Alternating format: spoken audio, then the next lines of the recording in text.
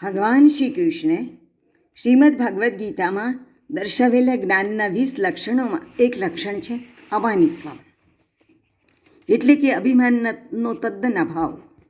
16મા અધ્યાયમાં એની માટે નાતિમાનિતા શબ્દ પ્રયોજ્યો છે. રૂપાભિમાન, જ્ઞાનાભિમાન, પદાભિમાન, ધનાભિમાન વગેરે અભિમાનો કનિષ્ઠ અભિમાનો છે.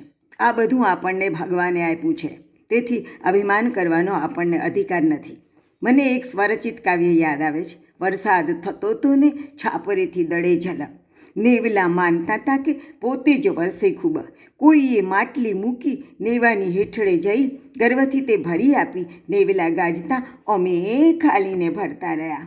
ગર્વથી ગરજતા જાણે અમારા ધોધથી જ આ ધરાને તૃપ્તિ થાય છે. સારું થયું વરસ્યા અમે, મદીલા નેવલા ભૂલ્યા. પૂછો કોઈ જઈને કે વાદળા જો ન વરસે તો તમારા ક્યાંથી ધોધવા?